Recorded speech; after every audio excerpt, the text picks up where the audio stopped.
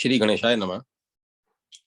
श्री हरि श्री लिंग महापुराण 66वां अध्याय इक्ष्वाकुंशी इक्ष्वाकुवंशी राजाओं की कथा तथा ययाति वंश का वर्णन।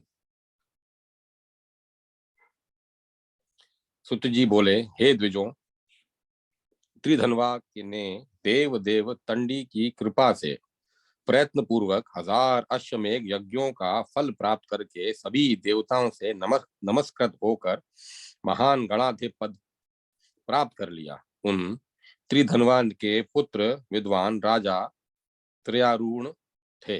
उन त्र्यारुण का सत्यव्रत नामक महाबली पुत्र हुआ। उसने अमित तेजस्वी विदर्भ देश के राजा को मारकर पाणी ग्रहण के मंत्रों के पूर्ण होने से पहले ही उसकी पत्नी का हरण कर लिया। तब राजा त्यारुण ने उस अधर्म से युक्त अपने पुत्र का त्याग कर दिया। हे द्विजों, तत्पश्चात पिता के द्वारा प्रयुक्त उस सत्यव्रत ने पिता से कहा, मैं कहाँ जाऊं? तब पिता ने उससे कहा, तुम चांडालों के साथ रहो। इस प्रकार कहा गया वह सत्यव्रत पिता के आदेश से नगर से निकल गया और पिता के द्वारा त्यक्त वह बुद्धिमान सत्यव्रत चांडालों के निवास स्थान के समीप रहने लगा और उसके पिता वन में चले गए। पूर्व काल में वशिष्ठ के कोप के कारण वह पुण्यात्मा राजा सत्यव्रत सभी लोकों में पराक्रमी त्रिशंकु इस नाम से विख्यात हुआ। उसके बाद महातेजस्वी मुनि विश्वामित्र ने त्रिशंकु को वर प्रदान कर उसे पिता के राज्य पर अभिषिक्त करके उससे यज्ञ कराया था। देवताओं तथा वशिष्ठ के निषेध करने पर भी ऐश्वर्यशाली विश्वामित्र ने उससे सशरीर स्वर्ग भेज दिया। केकई वंश के में उत्पन्न उसकी सत्यव्रता नामक भार्या ने निष्पाप हरिश्चंद्र नामक पुत्र को जन्म दिया।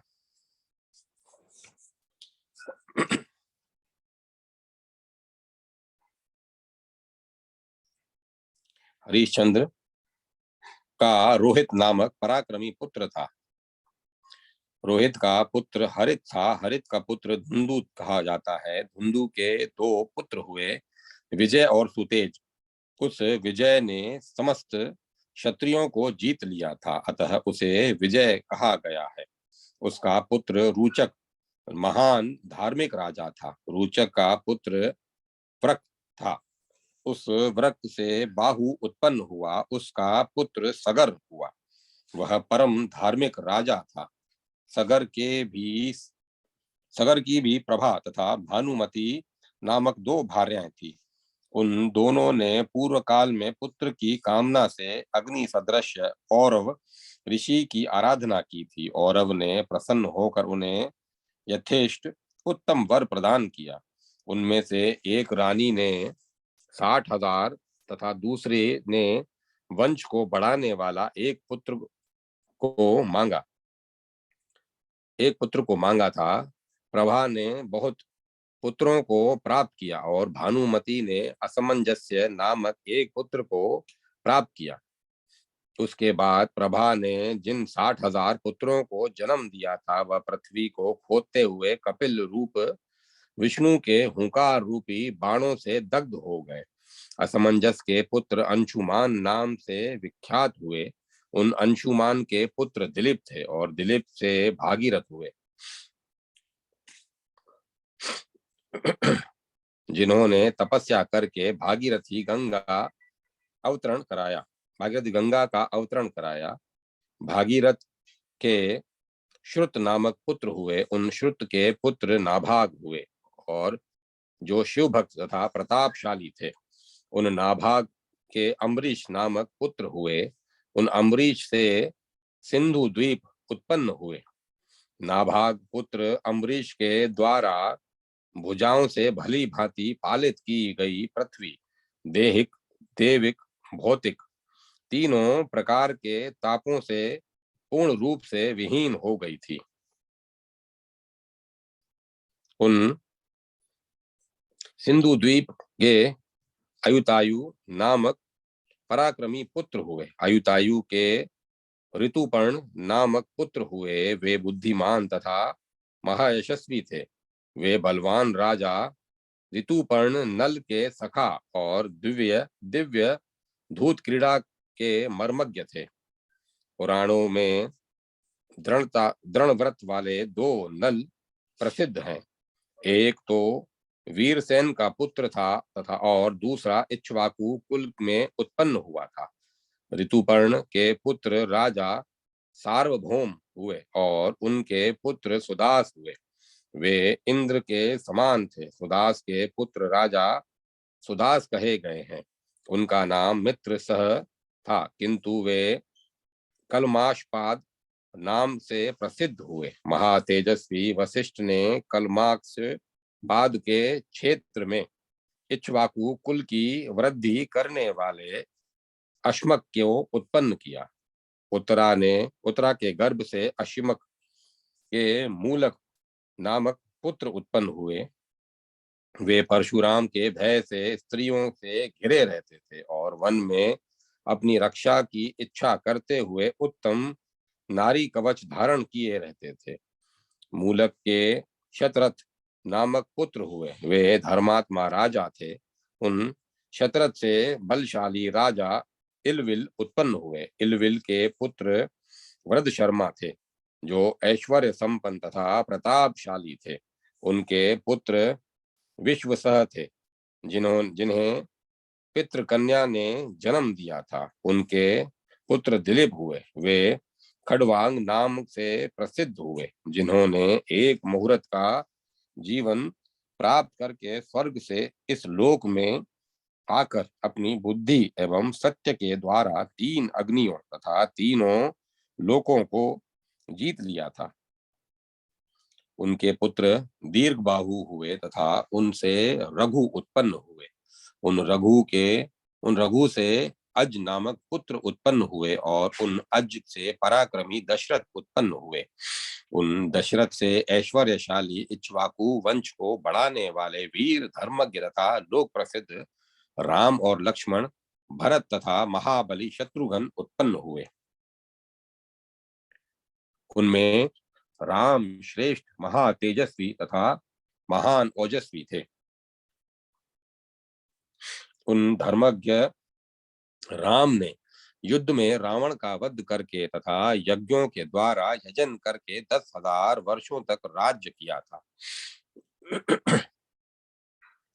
राम के कुश नाम से एक प्रसिद्ध पुत्र उत्पन्न हुए और दूसरे लव उत्पन्न हुए, जो परम भाग्यशाली सत्यनिष्ठ और सद्बुद्धि वाले थे। कुश से अतिथि उत्पन्न हुए। उन अतिथि के पुत्र निषद थे। निषद से नल उत्पन्न हुए और उन नल से नभ उत्पन्न हुए।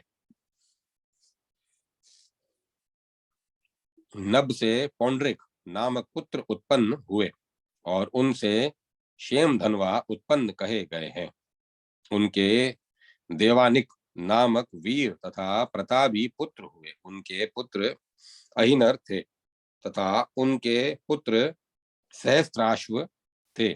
उनसे कल्याण में चंद्रावलोक हुए और फिर उनसे तारापिंड हुए। उन तारापिंड के पुत्र चंद्रगिरी हुए और उनसे भानुचंद्र हुए। उनसे श्रुतायु उत्पन्न हुए। उन्हें बृहद्दल कहा गया है। जिन महातेजस्वी को महाभारत के युद्ध में सुभद्रा पुत्र अभिमन्यु ने मार डाला था, वे सब प्राय इक्ष्वाकु वंश के उत्तराधिकारी राजा कहे गए हैं। इस वंश के प्रधान राजाओं का वर्णन मुख्य रूप से कर दिया गया। अब ये सब शिव का ज्ञान प्राप्त करके परमेश्वर का अर्चन कर अपने ज्ञान के अनुसार विधि पूर्वक यज्ञों के द्वारा यजन करके स्वर्ग चले गए। इनमें कुछ महात्मा तथा मुक्त आत्मा वाले योगी हुए। राजा नृग एक ब्राह्मण के शाप से गिरगिट की योनि को प्राप्त हो गए थे। धृष्ट के 3 पुत्र थे, धृष्टकेतु, यमबाल तथा पराक्रमी रणधृष्ट। ये सब परम धार्मिक थे। शर्याती के अनार्थ नामक पुत्र हुए और सुकन्या नामक पुत्री हुई। अनार्थ के प्रतापशाली पुत्र रोचमान उत्पन्न हुए, रोचमान के पुत्र रेव हुए और रेव के से रेवत हुए, जो कुकुम्भी इस दूसरे नाम से भी प्रसिद्ध थे। वे 100 पुत्रों वाले रेव के ज्येष्ठ पुत्र थे, जिनकी कन्या रेवती थी। वह राम बलराम की पत्नी कही गई है। नरिशयंत के एक जीतात्मा तथा महाबली पुत्र था। नाभाग से अम्बरीश हुए। वे विष्णु के भक्त एवं प्रतापशाली थे। उनके पुत्र ऋत हुए, जो ऐश्वर्यशाली तथा धर्मवेताओं में श्रेष्ठ थे। उनके पुत्र कृत हुए। उनके पुत्र सुधर्मा हुए, जो प्रसिद्ध नाम से विख्यात हुए। कुरुष के पुत्र कारुष हुए। वे सब प्रसिद्ध कीर्ति वाले थे। प्रशित ने अपने गुरु की गाय का वध करके महान पाप किया। वे च्यवन के शाप से श्रुत श्रुधत्व को प्राप्त हुए थे। वह यह प्रसिद्ध है। दिष्ट के पुत्र नाभाग हुए। उन नाभाग से बलंदन हुए। बलंदन के पुत्र अजवाहन हुए। वे पराक्रमी राजा थे। हे ऋषियों, मैंने संक्षेप में विशाल भुजाओं वाले मनु पुत्रों का तथा इक्ष्वाकु के पुत्र पौत्र आदि का वर्णन कर दिया। अब मैं आप लोगों को एल वंश का वर्णन करता हूँ। हे द्विजों, एला का पुरुरवा नामक पुत्र रुद्र भक्त तथा प्रतापी था। उसने उत्तर में यमुना के तट पर मुनियों के द्वारा सेवित अत्यंत पवित्र देश प्रयाग में निष्कंटक राज्य किया। प्रतिष्ठानपुर का स्वामी वह पुरुरवा प्रतिष्ठानपुर में प्रतिष्ठित हुआ। उसके 7 पुत्र हुए। वे सब महान तेजस्वी गंधर्व लोक में प्रसिद्ध शिव भक्त तथा महाबली थे। आयु, मायु, अमायु, विश्वायु, वीर्यवान, श्रुतायु, शतायु ये उर्वशी के दिव्य पुत्र थे। आयु के 5 महान औज वाले तथा वीर पुत्र हुए। सर्वभानु की पुत्री प्रभा से वे राजा उत्पन्न हुए थे। उनमें पहला पुत्र नहुष था, जो धर्मज्ञ और लोक प्रसिद्ध था। नहुष के 6 पुत्र हुए। इंद्र के समान तेज वाले तथा महान ओजस्वी। वे सब पितृ कन्या विरजा से उत्पन्न हुए थे। यति, ययाति, संयाति, आयाति, अंधक, विजाति ये 6 पुत्र थे। सब के सब प्रसिद्ध कीर्ति वाले थे। उनमें यति ज्येष्ठ था और ययाति उससे कनिष्ठ था। ज्येष्ठ यति मोक्ष का इच्छुक था और वह ब्रह्म स्वरूप हो गया। उन शेष पांचों में ययाति महान बल तथा पराक्रम में से संपन्न था। उसने उष्णा शुक्राचार्य की पुत्री देवयानी को और वृषपर्वा की पुत्री आसुरी शर्मिष्ठा को भार्या रूप में प्राप्त किया था। देवयानी ने यदु और तुर्वसु को उत्पन्न किया। वे दोनों ही उत्तम कर्म वाले, प्रशंसनीय तथा विद्या में प्रवीण थे। वृषपर्वा की पुत्री शर्मिष्ठा ने द्रुह, अनु एवं पुरु को जन्म दिया। उन ययाति के द्वारा संतुष्ट किए गए प्रतापी विप्रेंद्र शुक्र ने प्रसन्न होकर उन ययाति को 2 अक्षय, महान, तर्कस और अत्यंत चमकीला, सुंदरता पूर्वक निर्मित स्वर्ण में दिव्य तथा मन के समान वेग वाले घोड़ों से जुता हुआ रथ प्रदान किया, जिससे वह कन्या को अपने घर लाया था। उसने उस रथ से 6 महीने के भीतर ही संपूर्ण पृथ्वी को जीत लिया था। ययाति युद्ध में देवताओं, दानवों तथा मनुष्यों से अजय था। वह शिव भक्त, पुण्यात्मा, धर्मनिष्ठ, सामंजस्य रखने वाला, यज्ञ करने वाला, क्रोध को जीत लेने वाला तथा सभी प्राणियों पर दया करने वाला था। वह रथ सभी कौरवों का तब तक उत्तम रथ था जब तक कुरुवंशी महाराज जन्मेजय थे। बुद्धिमान ऋषि गर्ग के शाप के कारण कुरु वंश में उत्पन्न परीक्षित पुत्र राजा जन्मेजय का वह रथ विनाश को प्राप्त हो गया। उन राजा जन्मेजय ने गर्ग के पुत्र बालक अक्रूर को मार डाला था, जिससे उन्हें ब्रह्म हत्या लग गई। तब रुधिर की गंध वाले वे राज ऋषि इधर उधर भागने लगे। नगर वासियों ने उनका परित्याग कर दिया और उन्हें कहीं भी शांति नहीं मिल सकी। जब दुख से संतप्त उनको कहीं भी ज्ञान प्राप्त नहीं हो सका, तब वे व्यथित होकर शौनक ऋषि की शरण में गए। उदार बुद्धि वाले वे मुनि इंद्रेति इंद्रेति नाम से विख्यात थे। हे श्रेष्ठ द्विजों, इंद्रेति ने उन राजा जन्मेजय को पवित्र करने के लिए उनसे अश्वमेध यज्ञ का यजन कराया।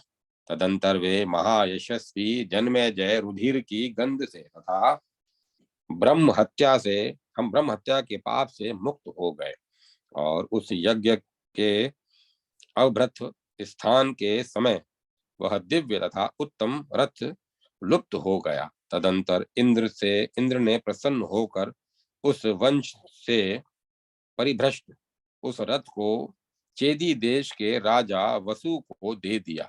पुनः उनसे ब्रह्मदर्थ ने प्राप्त किया। उसके बाद कौरव नंदन भीम ने जरासंध को मारकर वह उत्तम रथ वासुदेव को प्रेम पूर्वक प्रदान कर दिया।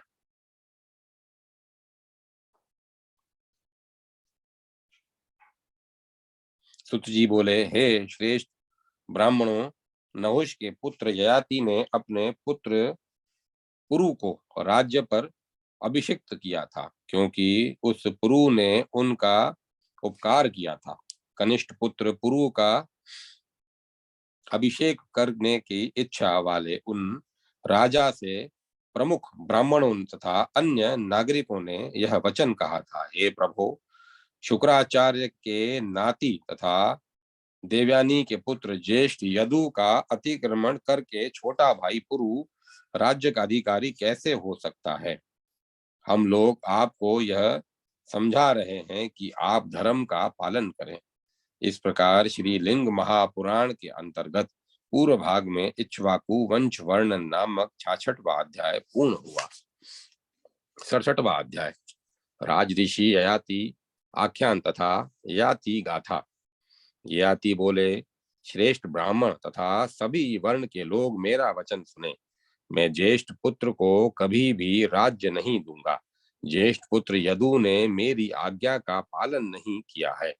जो पिता के प्रति विपरीत बुद्धि वाला हो वह सज्जनों के द्वारा पुत्र नहीं माना गया है। सज्जन लोग माता पिता के वचन को मानने वाले पुत्र की ही प्रशंसा करते हैं। वास्तव में वही पुत्र है जो माता पिता के साथ पुत्र भाव में स्थित होकर व्यवहार करता है। यदु ने मेरी अवज्ञा की है, उसी प्रकार तुर्वसु, द्रुह तथा अनु ने भी मेरी बहुत अवहेलना की है। पुरु ने मेरे वचन का पालन किया है और विशेष रूप से मेरा सम्मान किया है। मेरा छोटा पुत्र पुरु ही मेरा उत्तराधिकारी है, जिसने मेरे बुढ़ापे को स्वीकार किया। शुक्राचार्य ने देवयानी के लिए मुझे जरा अवस्था प्राप्त होने की आज्ञा दी थी। जब मैंने उनसे प्रार्थना की तब उन्होंने पुनः बुढ़ापे की संचारणी बना दिया। काव्य तथा उष्णा नामधारी शुक्र ने उन्हें मुझे वर प्रदान किया था कि जो पुत्र आपके अनुकूल व्यवहार करे वही आपके राज्य का अधिकारी होगा। अतः हे ब्राह्मणों, अब आप लोग ही भी मुझे आज्ञा दें कि यह कुरु राज्य पर अभिषिक्त किया जाए। प्रजागण बोले, जो पुत्र गुण संपन्न, सर्वदा माता पिता का हित करने वाला तथा समस्त कल्याण के योग्य हो, वह छोटा होने पर भी राज्य का उत्तराधिकारी होता है। अतः पुत्र पुरु ही राज्य के योग्य है, जिसने आपके वचन का पालन किया है। शुक्र के वरदान से विपरीत कार्य नहीं किया जा सकता। सुत जी बोले, इस प्रकार जब प्रसन्न हुए नगर वासियों ने नहुष पुत्र ययाति से कहा, तब उन्होंने अपने पुत्र पुरु को राज्य पर अभिषिक्त करके तुर्वसु को दक्षिण पूर्व दिशा में रहने की आज्ञा प्रदान की। बाद उसके बाद राजा ययाति ने ज्येष्ठ पुत्र यदु को दक्षिण दिशा में नियोजित कर दिया और उन दोनों ध्रुव तथा अनु को क्रमशः पश्चिम तथा उत्तर दिशा में नियुक्त कर दिया। नहुष पुत्र ययाति ने 7 द्वीपों वाली सागरों सहित पृथ्वी को जीतकर पुत्रों में राज्य को 3 भागों में बांट दिया। इस प्रकार पुत्रों में राज्य संक्रमित करने वाले तथा हर्षपूर्ण मन वाले राजा बंधुओं पर उनका भार सौंपकर प्रसन्न हो गए। महाराज ययाति के द्वारा इस विषय में पहले ये गाथाएं गाई गई थी, जिनके द्वारा मनुष्य जिस प्रकार कछुआ अपने सभी अंगों को समेट लेता है, वैसे ही अपनी समस्त कामनाओं को समेट लेता है और उन्हीं से वह श्रीमान हो जाता है, अन्यथा नहीं, चाहे वह करोड़ों कर्म करने वाला ही क्यों न हो। कामनाओं के उपभोग से इच्छा शांत नहीं होती है। जैसे हवि के द्वारा अग्नि बढ़ती है, उसी प्रकार यह निरंतर बढ़ती ही जाती है। पृथ्वी पर जो भी व्रीहि, जौ, सोना, पशु तथा स्त्रियां हैं, वे सब वस्तुएं किसी एक के लिए भी पर्याप्त नहीं है। यह मानकर मनुष्य को कामना युक्त हो जाना चाहिए। जब मनुष्य सभी प्राणियों के प्रति मन, वचन तथा कर्म से पाप में भाव नहीं रखता, तब वह ब्रह्म को प्राप्त होता है। जब वह दूसरे से डरता नहीं, दूसरे लोग भी उससे नहीं डरते। जब वह दूसरे की निंदा नहीं करता तथा उससे द्वेष नहीं करता, तब वह ब्रह्म को प्राप्त होता है। जो तृष्णा दुष्ट बुद्धि वालों के द्वारा बड़ी कठिनाई से त्यागने योग्य है, जो मनुष्य के जीर्ण होने पर भी स्वयं जीर्ण नहीं होती तथा जो प्राण का अंत करने वाला रोग है, उस तृष्णा का त्याग कर देने वाले को सुख होता है।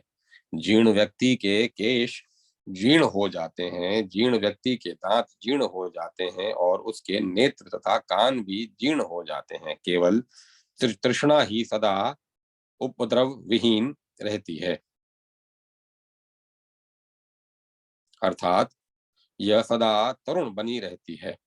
सभी प्राणी स्वभावतः ही जीर्ण होते हैं, इसमें संदेह नहीं है, किंतु मनुष्य के जीर्ण हो जाने पर भी जीवन की आशा एवं धन की आशा जीर्ण नहीं होती।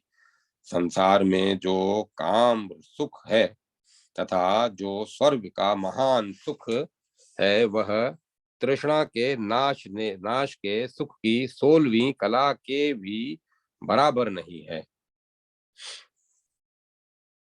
ऐसा कहकर राज ऋषि ययाति पत्नी के साथ वन में चले गए।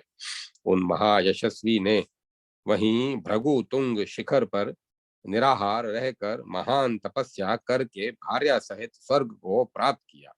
उनके ये पवित्र तथा देव ऋषियों द्वारा सत्कृत 5 वंश हैं।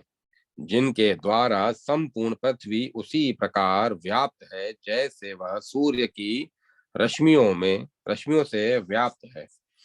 याति के पुण्यप्रद चरित्र को पढ़ने तथा सुनने वाला मनुष्य धनी, संतान युक्त, आयुष्मान, कीर्तिशाली एवं बुद्धिमान हो जाता है और सभी पापों से मुक्त होकर शिवलोक में प्रतिष्ठा प्राप्त करता है।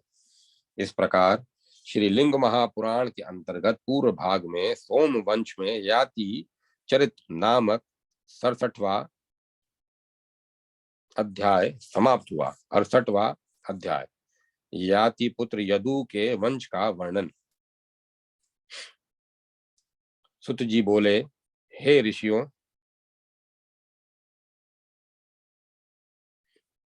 अब मैं याति के उत्तम तेज वाले ज्येष्ठ पुत्र यदु के वंश का क्रमानुसार संक्षेप में वर्णन करूंगा। मुझ कहने वाले से आप लोग सुने। यदु के देवपुत्र तुल्य 5 पुत्र हुए। उनमें सहस्त्रजीत ज्येष्ठ पुत्र था और क्रोष्टु, नील, अजग तथा लघु अन्य पुत्र थे। सहस्त्रजीत का पुत्र उन्हीं के समान था। वह शतजीत नामक राजा हुआ। शतजीत के महाकीर्तिशाली 3 पुत्र कहे गए हैं। वे है, है तथा राजा वेणु है नाम वाले थे। है का जो पुत्र हुआ वह धर्म नाम से प्रसिद्ध है। हे विप्रों, उसका धर्म नेत्र नामक पुत्र हुआ, ऐसा सुना गया है। धर्म नेत्र का पुत्र कीर्ति था और उस कीर्ति का पुत्र संजय था। संजय का महिष्मान नामक धार्मिक पुत्र था और महिष्मान का पुत्र भद्रश्रेण था। वह प्रतापशाली था। भद्रश्रेण का पुत्र दुर्दम नामक राजा था। दुर्दम का बुद्धिमान पुत्र धनक नाम से प्रसिद्ध था। धनक के कृतवीर्य, कृताग्नि, कृतवर्मा तथा कृताजु ये 4 लोकमान्य पुत्र उत्पन्न हुए। उन कृतवीर्य से क्रातवीर्यार्जुन, सहस्त्रार्जुन उत्पन्न हुआ। वह अपनी 1000 भुजाओं के द्वारा 7 द्वीपों का श्रेष्ठ स्वामी हो गया था। नारायण स्वरूप वाले परशुराम उस समय उसकी मृत्यु का कारण बने। उसके 100 पुत्र थे। उनमें से 5 पुत्र महारथी, अस्त्रों के ज्ञाता, बलशाली, वीर, धर्मात्मा तथा यशस्वी थे। वे शूरसेन, दृष्ट, कृष्ण तथा जयध्वज नाम वाले थे। राजा जयध्वज अवंतियों का स्वामी था। जयध्वज को तालजंग नामक महाबली पुत्र हुआ। उस तालजंग के 100 पुत्र हुए जो इस लोक में तालजंग नाम से प्रसिद्ध हुए। उनमें ज्येष्ठ पुत्र वीतिहोत्र महापराक्रमी राजा हुआ।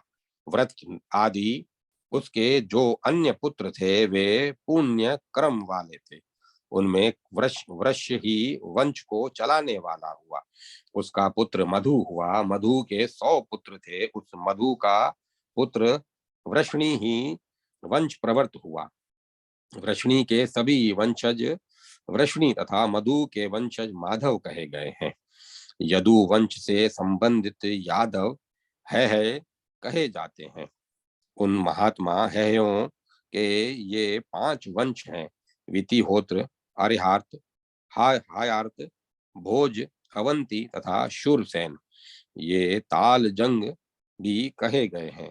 शूरसेन, वृक्ष, कृष्ण तथा 5वां जयध्वज ये उत्तम है कहे गए हैं। शूरसेन के वंशज शूर तथा शूरवीर नाम वाले थे। हे अनग, ऋषियों, उन महात्माओं के देश भी शूरसेन इस नाम वाले कहे गए हैं। वितिहोत्र का पुत्र अनहर्त नाम से प्रसिद्ध हुआ। कृष्ण का दुर्जय नामक पुत्र हुआ। वह शत्रुओं का दमन करने वाला था। अब राजऋषि क्रोष्टु के उत्तम पौरुष वाले वंश का श्रवण कीजिए, जिसके कुल में वृष्णि वंश को चलाने वाले विष्णु कृष्ण उत्पन्न हुए। क्रोष्टु का एक ही व्रजनीवान नामक महायशस्वी पुत्र हुआ। उसका पुत्र स्वाति हुआ और उस स्वाति का पुत्र कुशंकु हुआ। उसके बाद संतान की इच्छा रखते हुए उन महाबली कुशंकु ने अनेक प्रकार के पर्याप्त दक्षिणा वाले महायज्ञों के द्वारा यजन किया। उसके परिणाम स्वरूप उसका चरित्ररथ चित्ररथ नामक पुत्र उत्पन्न हुआ जो शुभ कर्मों से युक्त था। चित्ररथ का पुत्र पराक्रमशाली शशबिंदु था। उसने विपुल दक्षिणा देकर यज्ञ करके उत्तम तथा पवित्र व्रत आदि किया। इस प्रकार वह महाज्ञानी पराक्रमी तथा बहुत प्रजाओं वाला चक्रवर्ती राजा हो गया। शशबिंदु के 1000 पुत्र उत्पन्न हुए। लोग उनके पुत्रों के पुत्रों में अनंत को सबसे उत्तम कहते हैं। अनंत के अनंत से अनंतक से यज्ञ नामक पुत्र उत्पन्न हुआ। यज्ञ का पुत्र धृति हुआ। उस धृति का पुत्र पूषणा हुआ। उस परम धार्मिक ने इस पृथ्वी को प्राप्त करके 100 अश्वमेघ यज्ञ किया। कुशना का पुत्र सितेशु नामक राजा कहा गया है। उसका पुत्र मरुत था। वह वंश को बढ़ाने वाला राजऋषि हुआ। पराक्रमी कंबल ब्रही उस मरुत का पुत्र बताया गया है। कंबल ब्रही का पुत्र रुकुम कवच हुआ।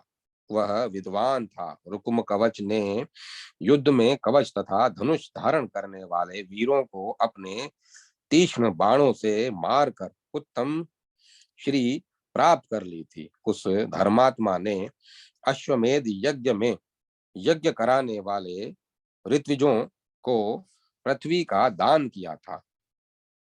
रुक्म कवच से शत्रु वीरों का संहार करने वाला पराव्रत उत्पन्न हुआ। उस पराव्रत से 5 महाशक्तिशाली पुत्र उत्पन्न हुए। रुक्मेशु, प्रथु रुक्म, जयामघ, परिघ और हरि। पिता ने परिघ तथा हरि को विदेह देशों में स्थापित किया। रुक्मेशु राजा हुआ और प्रथु रुक्म उसके आश्रय में रहने लगा। उन सब के द्वारा राज्य से हटा दिया गया राजा जयामघ आश्रम में निवास करने लगा।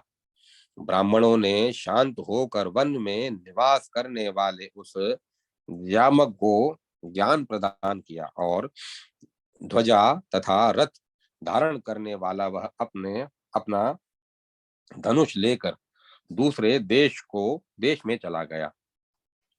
अन्य लोगों द्वारा त्यक्त वह ऋषवान पर्वत पर जाकर अपनी भार्या के साथ नर्मदा नदी के तट पर अकेला निवास करने लगा।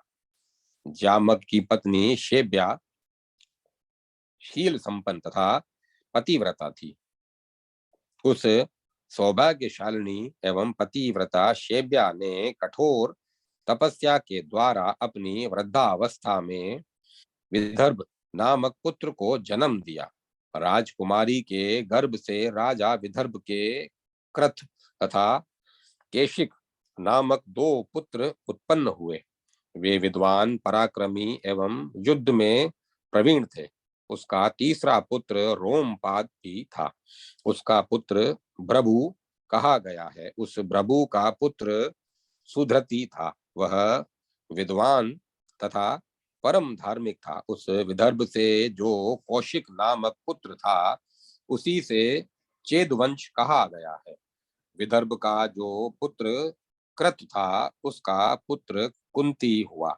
कुंती से व्रत उत्पन्न हुआ और उस व्रत से प्रतापी रणध्वष्ट उत्पन्न हुआ। रणध्वष्ट का पुत्र निर्धति था। वह शत्रु वीरों का संहार करने वाला था। निर्धति का देशार्य नामक पुत्र था जो बड़े बड़े शत्रुओं का वध करने वाला था। दशार का पुत्र व्याप्त था और उसका पुत्र जीमूत था। जीमूत का पुत्र विकृति था और उस विकृति का पुत्र भीमरथ था। उसके बाद भीमरथ के नवरथ नामक पुत्र उत्पन्न हुआ। वह सदा दान तथा धर्म में लगा रहता था और सत्य तथा सदाचार के प्रति परायण था। उसका पुत्र दृढ़रथ था और उस दृढ़रथ का पुत्र शकुनी था। उस शकुनी से करम्ब उत्पन्न हुआ और उस करम्ब से देवरात उत्पन्न हुआ। देवरात से देवराती उत्पन्न हुआ। वह महायशस्वी राजा था। उससे देवपुत्र तुल्य देवछत्र नामक पुत्र उत्पन्न हुआ। देवछत्र को मधु नामक पुत्र हुआ जो ऐश्वर्यशाली महायशस्वी तथा मधु वंश की वृद्धि करने वाला राजा हुआ। मधु से कुरुवंश नामक पुत्र हुआ। कुरुवंश से अनु हुआ और उस अनु से पुरुष श्रेष्ठ पुरुतवान उत्पन्न हुआ। पुरुतवान से वैदर्भी भद्रवती के गर्भ से अंशु ने जन्म लिया। अंशु ने ऐश्वाकी से विवाह किया। उस अंशु से सत्व उत्पन्न हुआ। सत्व से सात्वत उत्पन्न हुआ। समस्त गुणों से संपन्न तथा कुल की वृद्धि करने वाला था। हे ऋषियों, मैंने आप लोगों से जामक की सृष्टि का विस्तार पूर्वक वर्णन कर दिया। जो व्यक्ति जामक की सृष्टि को पढ़ता अथवा सुनता है वह दीर्घ काल तक जीवित रहता है, राज तथा सुख प्राप्त करता है और अंत में स्वर्ग की प्राप्ति करता है। इस प्रकार श्री लिंग महापुराण के अंतर्गत पूर्व भाग में वंशानुवर्णन नामक 68वां अध्याय पूर्ण हुआ। 69वां अध्याय चंद्रवंश वर्णन में भगवान श्री कृष्ण के अवतार की कथा तथा संक्षेप में कृष्ण चरित्र का वर्णन। सुत जी बोले, हे ऋषियों, सत्य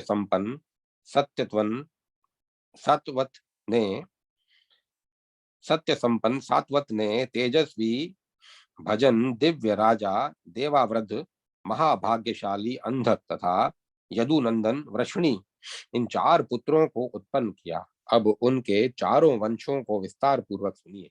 तेजस्वी भजन के द्वारा संजय से अयुतायु, शतायु तथा बलवान हर्षकृत उत्पन्न हुए बताए गए हैं। सात्वत के उन पुत्रों में राजा देवावृद्ध ने मेरे सर्वगुण संपन्न पुत्र उत्पन्न हो ऐसा स्मरण करते हुए घोर तपस्या की। तब उसे भ्रभु नामक पुत्र उत्पन्न हुआ जो पवित्र यश वाला उत्तम राजा था। वंश परंपरा के प्राचीन ज्ञाता महान आत्मा वाले देवावृद्ध के गुणों की प्रशंसा करते हुए वह गाथा गाते हैं। प्रभु के विषय में हम लोग जैसा दूर से सुनते हैं वैसा ही समीप से देखते हैं। देवताओं के समान देवावृद्ध की तरह प्रभु मनुष्यों में श्रेष्ठ है। 14,065 ऐसे पुरुष थे जिन्होंने देवावृद्ध के पुत्र प्रभु से अमृतत्व प्राप्त किया था। वह यज्ञ करने वाला, दान बुद्धि वाला, पराक्रमी, ब्राह्मणों की रक्षा करने वाला, दृढ़व्रत से युक्त, कीर्तिशाली, महातेजस्वी था। सात्वतों में महारथी था। उसके वंश में देवतुल्य भोज लोग उत्पन्न हुए। गांधारी तथा माद्री ये वृषणी की भार्याएं थी। गांधारी ने सुमित्र तथा मित्रनंदन को जन्म दिया। माद्री ने देमिठुष नामक पुत्र को उत्पन्न किया। उसके बाद उसने अन्नमित्र और शिनी नामक पुत्रों को उत्पन्न किया। वे दोनों उत्तम पुत्र थे। अन्नमित्र का पुत्र निघन हुआ निघन के दो पुत्र हुए, प्रसेन तथा महाभाग्यशाली सत्राजीत। सूर्य उस सत्राजीत का प्राण तुल्य मित्र था। सूर्य ने उसे समयंतक नामक मणि दी थी। वह मणि पृथ्वी पर सभी रत्नों में श्रेष्ठ थी। किसी समय वह प्रसेन मणि से युक्त होकर आखेट के लिए गया हुआ था। तब वह एक महाभयंकर सिंह ने उसका वध कर दिया। उस समय वह असहाय था। वृष्णि के कनिष्ठ पुत्र शिनी से सत्यक नामक सत्यवादी तथा परमनिष्ठ पुत्र उत्पन्न हुआ। उसका पुत्र युधान था, जो सात्यकी नाम से प्रसिद्ध था। वह शिनी का प्रतापशाली नप्ता नाती था। युधान का पुत्र असंग तथा उस असंग का पुत्र कुणी हुआ। कुणी का पुत्र युगंधर हुआ। ये शिनी के वंशज कहे गए हैं। माद्री तथा वृष्णि से पुत्र युधाजीत उत्पन्न हुआ। वह शवफलक नाम से विख्यात हुआ। वह तीनों लोकों का हित करने वाला था। धर्मात्मा महाराज शवफलक कहा जहाँ रहते थे, वहां न व्याधि भय रहता था और न अनावृष्टि भय रहता था। उन शवफलक ने काशीराज की पुत्री को भार्या के रूप में प्राप्त किया था। काशीराज ने अपनी गांधिनी नामक कन्या को उन्हें प्रदान किया था। वह अपनी माता के गर्भ में बहुत वर्षों तक स्थित रही और जब वहां निवास करती हुई उसने जन्म लिया, तब पिता ने गर्भ में विद्यमान उस कन्या से कहा था, तुम शीघ्र जन्म ग्रहण करो, तुम्हारा कल्याण हो। तुम गर्भ में ही क्यों रुकी हुई हो? तब गर्भ में स्थित उस कन्या गांधिनी ने उनसे कहा, हे पिता, यदि आप 3 वर्षों तक प्रतिदिन एक गाय ब्राह्मण को दान में दें, तब मैं गर्भ से बाहर निकलूंगी। इस पर पिता ने कहा, वैसा ही होगा। इसके बाद पिता ने उसकी कामना पूर्ण की। उसी कन्या ने शवफलक के द्वारा अक्रूर उत्पन्न कहा गया है, जो दानी, पराक्रमी, यज्ञ करने वाला, विद्वान, अतिथि प्रिय तथा विपुल दक्षिणा देने वाला था। शेव की रत्ना नामक कन्या थी। उसी को अक्रूर ने भार्या रूप में प्राप्त किया था। हे ऋषियों, उसने इस कन्या से जिन पुत्रों को उत्पन्न किया, उन्हें आप सुनिए। वे उपमन्यु, मागु, व्रत, जन्मेजय, गिरिरक्षक गिरिरक्ष, उपेक्ष, शत्रुघ्न, अरिमर्दन, धर्मभृत, दृष्टधर्मा, गोधान, वर, आवाह तथा प्रतिवाह नाम वाले थे। और सुधारा नामक एक सुंदर कन्या भी उत्पन्न हुई थी। अक्रूर को उग्रसेन की कन्या से देववान तथा उपदेव नामक 2 पुत्र उत्पन्न हुए। वे कुल को आनंद प्रदान करने वाले एवं देवतुल्य थे।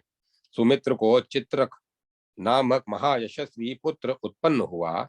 चित्रक के विप्रथु प्रथु, अश्वग्रीव, सुबाहु, सुधासुक, गवेषण, अरिष्ट नेमी, अश्व, धर्मभृत, सुभूमि, बहुभूमि नामक पुत्र उत्पन्न हुए। और श्रविष्ठ तथा श्रवणा नामक 2 कन्याएं उत्पन्न हुई। काशीराज की पुत्री ने अंधक से कुकुर, बजमान, शुचि तथा कंबलब्रही नामक 4 पुत्रों को उत्पन्न किया। कुकुर का पुत्र वृष्णि हुआ और उस वृष्णि से शूर नामक पुत्र उत्पन्न हुआ। उसका पुत्र कपोतरोमा हुआ। वह महाबलवान था। उस कपोतरोमा का पुत्र विलोमप विलोमक विलोमक हुआ, उसका पुत्र नल हुआ, और तंबरू गंधर्व का मित्र और विद्वान था। वह चंद नानक दुंदुबी नाम से प्रसिद्ध हुआ।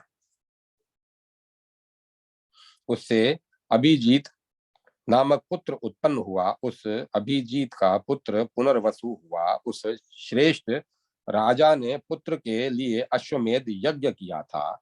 उस यज्ञ में जब मंत्रों का उच्चारण हो रहा था, तब पूजन कर्ताओं के मध्य पुनर्वसु ने जन्म लिया था। वह विद्वान, सर्वज्ञ, दानी तथा यज्ञ करने वाला हुआ। वह अभिजीत के जुड़वा पुत्र भी उत्पन्न हुए उस अभिजीत के जुड़वा पुत्र भी उत्पन्न हुए। कीर्तिमानों में श्रेष्ठ वे दोनों आहुक तथा आहु की नाम वाले कहे गए हैं। आहुक से काश्य की पुत्री को देवक एवं उग्रसेन नामक दो पुत्र उत्पन्न हुए। वे दोनों देवताओं के पुत्रों के समान थे। राजा देवक के देववन, उपदेव, सुदेव तथा देवरक्षित ये देवतुल्य पुत्र उत्पन्न हुए। उनकी 7 बहनें थी। राजा ने उन्हें वसुदेव को दे दिया। वे वृषदेवा, उपदेवा, देव रक्षिता, श्री देवा, शांति देवा, सहदेवा तथा देव की नाम वाली थी। उनमें देव की वरिष्ठ एवं परम सुंदरी थी। उग्रसेन ने के 9 पुत्र थे। कंस उनमें ज्येष्ठ था। उन सब के सैकड़ों हजारों पुत्र तथा पौत्र थे। देवकी की देवक की पुत्री देवकी बुद्धिमान वसुदेव की भार्या हुई। वह देवताओं की भी वंदनिया और पूजनिया और पतिव्रता थी। भर पुत्री पौरवी महाभाग्यशालिनी रोहिणी भी आनक दुंदुभी वसुदेव की पत्नी थी। वह देवताओं के द्वारा भी पूजा के योग्य थी। कंस के भय से स्वयं देवकी के गर्भ से निकलकर रोहिणी के गर्भ का आश्रय लेने वाले बलशालियों में श्रेष्ठ, हल्का आयुध धारण करने वाले तथा शांत तेज वाले बलराम को रोहिणी से उत्पन्न किया। परम सुंदर 6 गर्भों में के कंस द्वारा वध कर दिए जाने के बाद और बलराम के जन्म लेने के बाद बुद्धिमान वसुदेव ने देवकी से श्री कृष्ण को उत्पन्न किया। वे ही परमात्मा देव तथा जनार्दन हैं और रजत चांदी के समान कांति वाले हलायुध बलराम भगवान अनंत शेष हैं। जो जनार्दन श्री विष्णु भृगु के शाप के बहाने मानव शरीर धारण करना स्वीकार करते हुए उस देवकी से वसुदेव के पुत्र रूप में उत्पन्न हुए।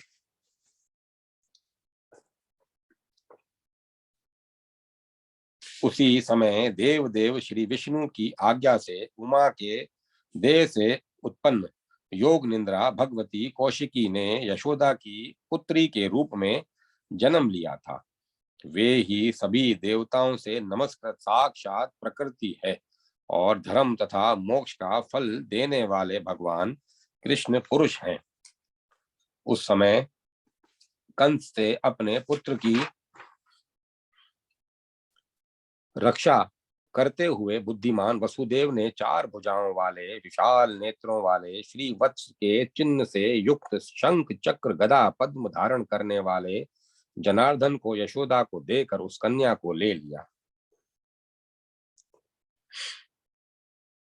लोकों के रक्षक तथा अपनी इच्छा से शरीर धारण करने वाले उन विष्णु को देकर उन्होंने नंदगोप से कहा, इसकी रक्षा कीजिए। अमित तेज वाले देव शिव की कृपा से बलराम के साथ उन वरदायक परमेश्वर पृथ्वी का भार दूर करने के लिए अवतीर्ण तथा जगत के गुरु श्री कृष्ण को प्रदान करके कहा था, इससे यादवों का सब प्रकार का कल्याण होगा। यह देवकी का वही पुत्र है जो हम लोगों के कष्टों को दूर करेगा। उसके बाद वसुदेव ने उग्रसेन पुत्र कंस से सुंदर लक्षणों वाली उस उत्पन्न हुई कन्या के विषय में बताया। हे कंस, हे सुव्रत, यह देवकी का 8वां गर्भ ही तुम्हारा मृत्यु रूप होगा, इसमें संदेह नहीं है। यह पुरातन वाणी है। तब कंस ने उसे मारना आरंभ किया, किंतु उसके हाथ से छूटकर आकाश में जाकर उस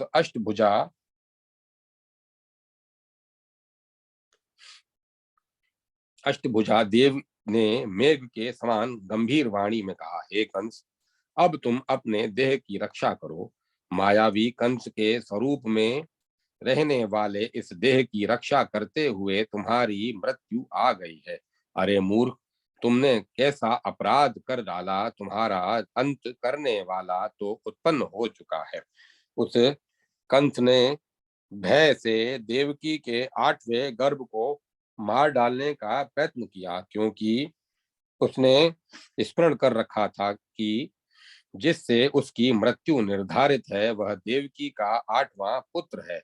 हे श्रेष्ठ मुनियों, प्रतिकार करने में कंस का जो भी प्रयास था वह व्यर्थ हो गया, और भगवान श्री हरि के प्रभाव से उस वाणी के द्वारा वह कंस जड़ कर दिया गया था।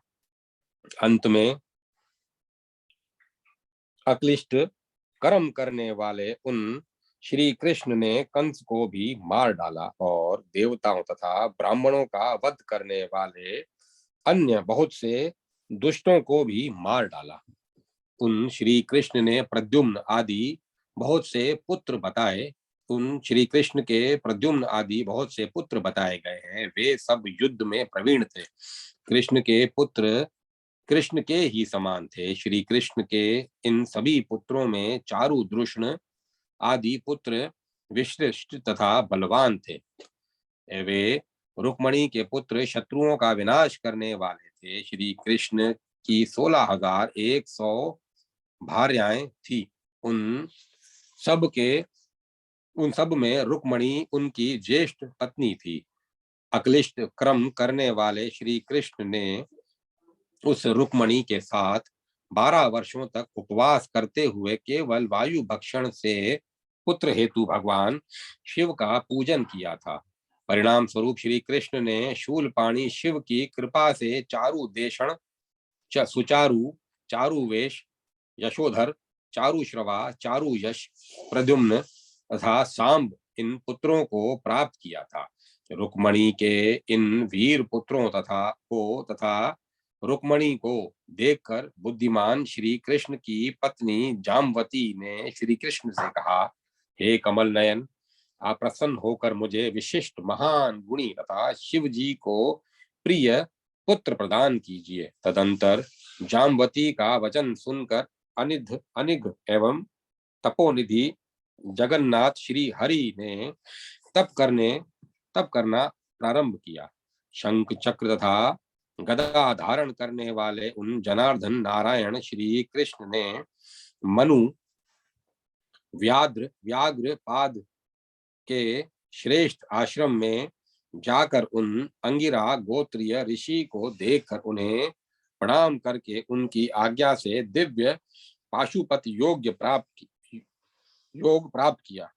दाढ़ी तथा सिर को मुंडित कराकर, शरीर को घृत से लिप्त कर तथा मुंज की मेखला धारण करके व्रत से में दीक्षित होकर परंतप भगवान श्री कृष्ण तपस्या करने लगे। उन श्री कृष्ण ने हाथों को ऊपर उठाकर आश्रय रहित होकर तथा पैर के अंगूठे के अग्र भाग पर स्थित होकर क्रमशः फल, जल एवं वायु का आहार ग्रहण करते हुए 3 ऋतुओं तक तपस्या की। उनकी तपस्या से संतुष्ट होकर भगवान रुद्र ने महात्मा कृष्ण को अनेक वर प्रदान किया तथा जामवती से सांब नामक पुत्र प्राप्त होने का वर प्रदान किया। तब श्री कृष्ण की भार्या जामवती पुत्र सांब को प्राप्त करके उसी उसी प्रकार परम हर्षित हुई जैसे अदिति आदित्य को प्राप्त करके हर्षित हुई थी।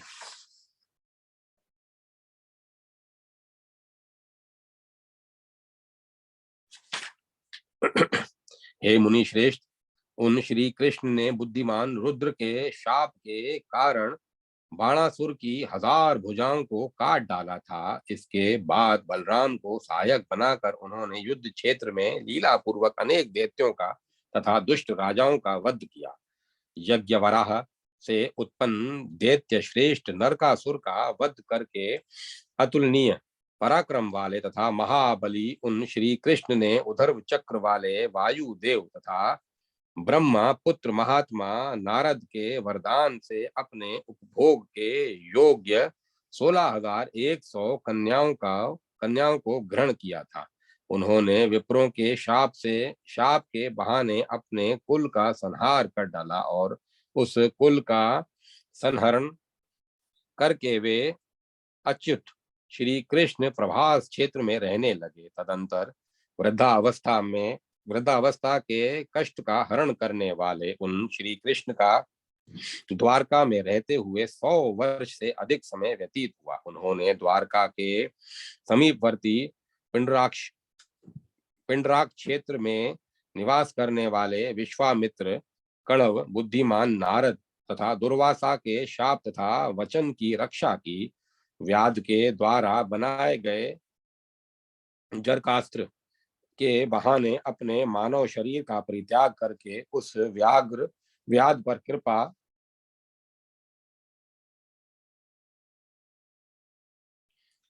कृपा करके वे श्री कृष्ण धूलोक अपने धाम को चले गए।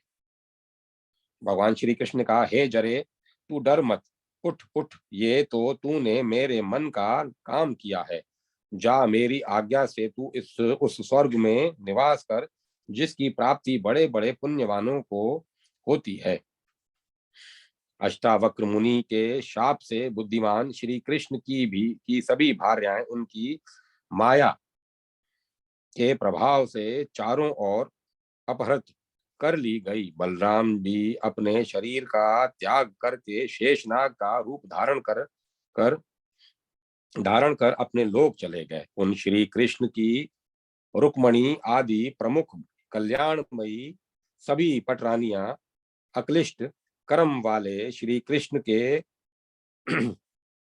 साथ अग्नि में प्रविष्ट हो गई। हे विप्रों, देवी रेवती ने भी बुद्धिमान बलभद्र जी के साथ अग्नि में प्रवेश किया और उन्होंने अपने पति के मार्ग का अनुगमन किया।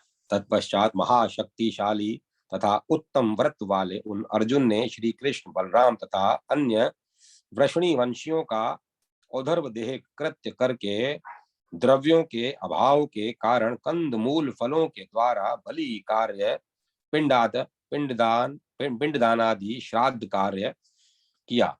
इसके बाद वे अर्जुन अपने भाइयों के साथ स्वयं स्वर्ग लोक चले गए। इस प्रकार मैंने अक्लिष्ट कर्म वाले महात्मा श्री कृष्ण के प्रभाव तथा अपनी इच्छा से उनके तिरोधान का वर्णन संक्षेप में कर दिया है। द्विजों, जो मनुष्य सोमवंशी राजाओं के इस चरित्र को पढ़ता है या सुनता है अथवा ब्राह्मणों को सुनाता है, वह विष्णु लोक प्राप्त करता है, इसमें संदेह नहीं करना चाहिए। इस प्रकार श्री लिंग महापुराण के अंतर्गत पूर्व भाग में सोमवंशानुकीर्तन नामक 69वां अध्याय पूर्ण हुआ। अब मैं कथा को विराम देता हूँ।